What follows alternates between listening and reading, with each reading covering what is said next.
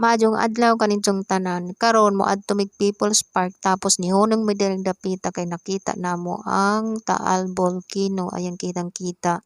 At nandito na nga kami. Ayan, sobrang daming sasakyan. Dito pa lang sa baba, ayan, sobrang daming tao na maraming sasakyan na nakaparking. Last time, pumunta kami dito, sobrang daming tao, maraming sasakyan nakapark. Kaya sabi ko, umuwi na lang tayo.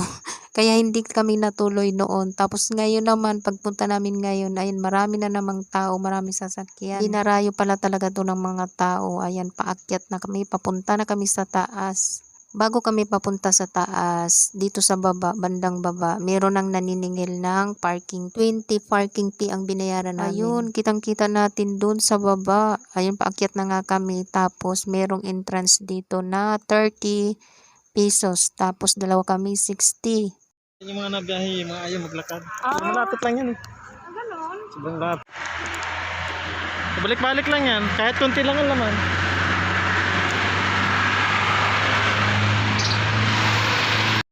Patibayan pala ng tuhod dito mga palangga. Kaya maglalakad tayo papunta doon sa taas. Yung mga ano daw, yung mga naka-jeep dyan, yun yung mga ayaw maglakad. Gusto nilang sumakay. Laking bukid si Manay nga, kayang-kaya to ni Manay papunta doon sa taas. Maganda dito pag umaga, jogging. Umaga magpapawis papunta doon. Papawis sa umaga, exercise, run. Ngayon tanghali na kaya sobrang init na dito. May pinuntahan kami kanina na pasyalan din tapos dumiretso kami dito kasi medyo malapit-lapit. Pero sa tingin ko parang nalalayuan pa rin ako. Tapos hindi pa kami kumakain ng tanghalian. Hala, tiis-tiis Manay kay gusto man gumala. Sa totoo gutom na talaga si Manay. Wala nang lakas. Simula umalis kami kaninang umaga doon sa bahay. Tapos pumunta kami doon sa isa naming pinuntahan na pasyalan din. Tapos dumiretso kami nga dito. Tapos nakarating nga kami dito. Ayan, wala pa kaming mga kain.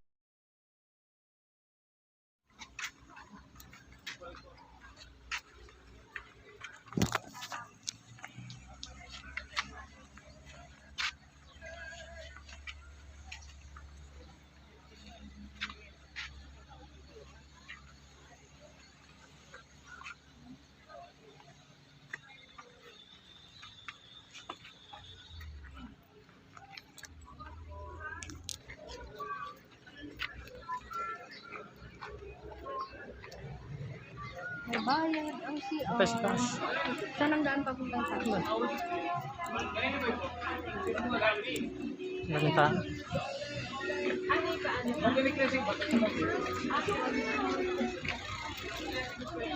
Mina.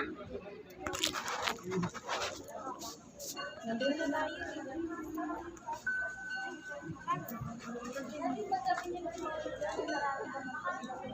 Meron niya sa bahay.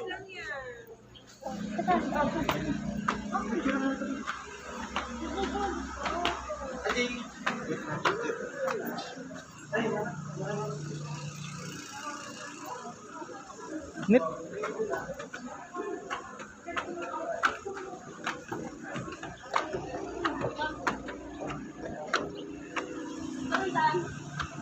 Doon sa kabila. Daming tao. Ito pala yung itsura dito sa taas.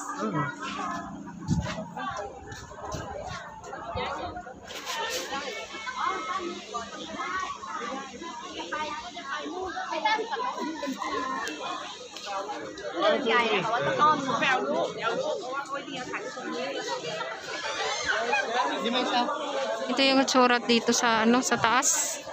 Sa taas ng People's Park. Tanaw yung sa baba. Ayan o. Ayan kalsada.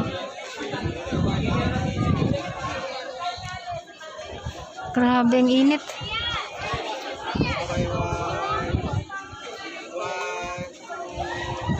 Tapos hawak mo yung cellphone mo no, tapos biglang malaglag.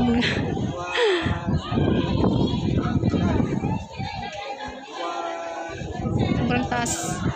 Tapos kita yung bulkang Taal. Mahilo ka dyan. Talo. Nakakahilo nga eh. Ayun o, pag tumingin sa lalim.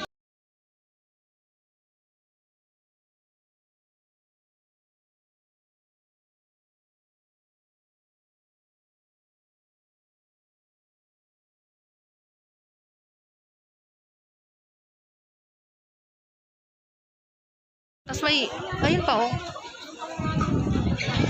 Nakakaano lang oh, kasi nandun. Ayan, kita niyo yan oh. Hindi siya naarawan. Ayan. Napatakta siya ng ulo. Nandun sa ano, pinakatuktok. Ayan. Ito na yung pinakamataas. Kasi kita mo na buong lagoon. Ang kita mo dito, ang daming tao.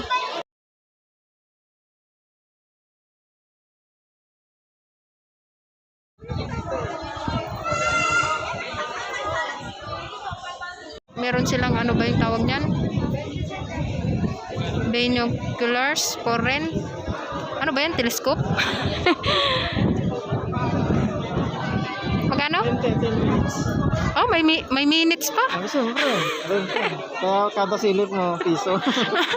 Cellphone na lang. 20 daw. 20. 10 minutes. Ang ano nilang pagkain dito, mahal? Mahal ang pagkain. Ah. Ayun, mga sasakyan, no, papunta doon. Ayan, papunta sila doon. Sa pagkapagilabas natin, wala tayo. Tumakbo na lang yung dinapat.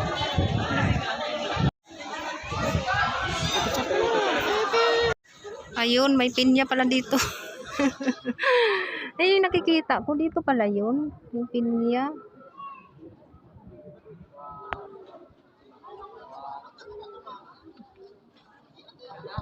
Ayan. Ito pala yung itsura dito. Ayun, noon taas.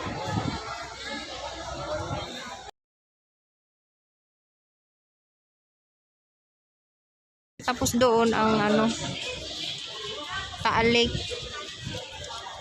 Ayun, may pinya pa doon. Tapos dito naman paikot. Tanaw mo pala yung mga lugar dito sa taas.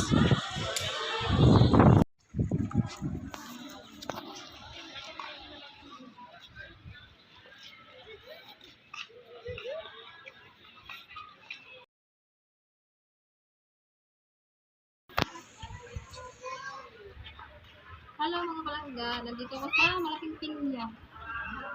Kainin na natin ang malaking pinya. Ayan, pagod na talaga si Manay sa sobrang init kanina pa. Ang dami palang pumupunta dito ng mga tao. Dinarayo pala talaga ito ng mga tao. Naihi na rin ako kanina, tapos yung CR pala dito sa taas may bayad siya na 10 pesos. Akala ko libre na dun sa entrance. Iba pa pala yung ano bayad nila sa CR. Hala, sige, ikutin mo nang ikutin, Manay. Kaninang umaga, pag alis namin, ang una naming pinuntahan ay yung Perlas ng Silang. Tingnan nyo na lang sa mga video ko mga palangga. Tapos nga, dumiretso kami dito sa People's Park. Tapos, bago kami uuwi mamaya, dadaanan namin muna yung, ano yun, lumang bahay daw ni Marcos. Pababa yun dito, tas pakanan. Ayan, may hagdan dito. Akyat tayo doon sa taas. Kaya bilis-bilisan namin mag-video, mag-picture. Kay anong oras na, mag-alauna na. Wala pa kaming tanghalian. Yung kinain ko kanina, yung umagahan pa lang. Dapat pala nagdala ako ng ano kanina. Nagbaon ako ng kanin para ulam na lang ang bibili namin. Dati kasi, nung una kong punta dito sa Manila, ang una kong trabaho ay kasambahay o katulong, lahat ng gawaing bahay. Tapos, wala sa akin yung mga gala-gala kasi nasa loob lang kami ng bahay. Hanggang sa hindi ko ini-expect na makakatrabaho ako sa bilang factory worker. Tapos, yung mga katrabaho ko sa company, pag tuwing linggo, pag walang pasok, ayun, nagyayaan yan sila na punta tayo dito, kung saan-saan. Tapos, may ambagan. Sabi ko, sayang naman kaya sabi ko, wag na muna kasi yung pera, iipunin ko na lang. Nasasayangan kasi ako sa gastos, yung igagasto ko pang gala, ipunin ko na lang para maipadala ako sa namin, sa mama at papa ko. Tapos yun nga, hindi ko napuntahan yung mga ganitong lugar noon. Tapos ngayon, ayun, tumulo ng gala si Manay. Basta may gas ang motor, hala, banat, larga si Manay. Saka tumanda, doon tumulo si Manay gumala. Dati kasi nung nasa 18 pa ako, 20, mga 22, 25, 28, mga ganun ba. Hindi ko talaga hilig gumala. Kasi noon, nakapokus lang talaga yung ano ko, yung isip ko sa mga magulang ko kasi nga sobrang hirap namin sa probinsya. Nagtatrabaho ako noon para tulungan din yung mga magulang ko, hindi para pumunta dito para gumala. Kasi ako pa lang ang nagtatrabaho noon, tapos yung mga kapatid ko ay nag-aaral pa nga sila. Kaya kailangan ko talaga noon na kumayod ng kumayod para matulungan sila. Medyo mahirap man ang buhay ni Manay, hala, laban lang Manay. Dati nung kabataan ni Manay, pag nagtatampo yan, hindi yan kumakain, tapos nasa loob lang ng bahay. Pero ngayon, nagbago na yan. Pag na-stress yan, may problema yan, ang gamot niyan, kain-kain, gala-gala. Yan lang nagpapasaya kay Manay. Naikot na natin yung sa taas. Kaya baba na tayo kasi sobrang init na at dadaanan pa namin yung sinasabi nila na ano ba yun, lumang bahay ni Marcos. Bago kami uuwi, dadaanan muna namin. Dito lang din yung daan nun, papunta doon. Tapos pakanan daw kami, tapos pababa daw yun. Kaya try natin puntahan doon mga palangga at sana may mahanap tayo na kainan at gutom na si Manay. Napuntahan ko na rin yung tawag doon, yung Kibyang Tunnel sa Ternate. Ayun, kung gusto nyong panoorin, tingnan nyo na lang sa aking video na in-upload mga palangga. Tapos yung Tala River, ayan, tingnan nyo sa aking video na in-upload. Tapos saan pa ba kami noon? Yung Perlas ng Silang nga, check nyo na lang sa sa mga video ko. Tapos yung yung ano pa ba yung isa? Yung bahay ni Aguinaldo sa Kawit, Cavite. Ayan, pwede nyong panoorin dyan sa aking video na mga in-upload. Check nyo na lang. At syempre, kung nagustuhan nyo naman, pwede nyo ako i-subscribe at i-like yung video. Ayan, nandito na tayo sa malapit sa exit. Pa-picture muna tayo dito mga palangga. That's all for now. Salamat sa inyong panonood.